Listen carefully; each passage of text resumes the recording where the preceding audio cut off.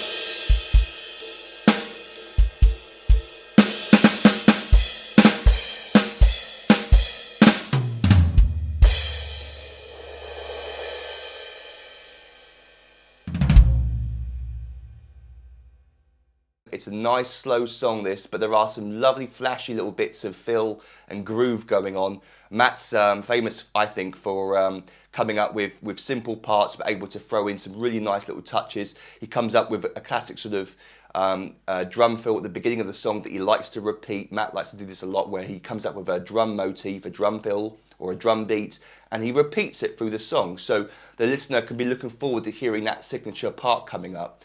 People like to listen for repeating sections. It's like part of the enjoyment of listening to music, is you're looking forward to that part coming up, and when you get it, it's satisfying. And so Matt realises that and comes up with a simple drum part with some simple drum fills that get repeated, creating a signature sound for the song.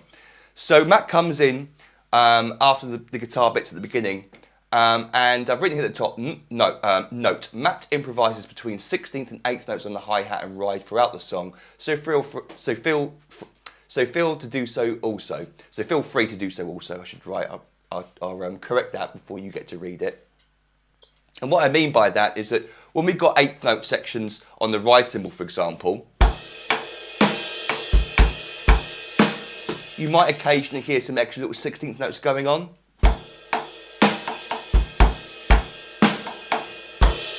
That really is sort of icing on the cake when it comes to creating a drum cake.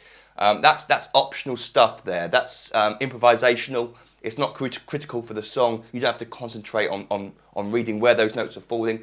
But what I'm saying is if you want to throw in some extra notes like that, then please do so. Feel free to do so. Most of these sections I've written, if it's all or eighth notes on the chart, then most of it's eighth notes, but you might hear occasionally some extra notes going on. And it's the same for the 16th note sections where we've got on the hi-hat, for example.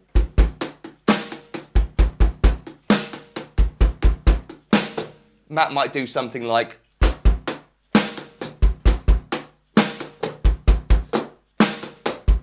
where he's sort of breaking up the right hand with the hi-hat. Again, that's the kind of thing that a more advanced drummer is able to focus on and be able to play comfortably and not interfere with the groove.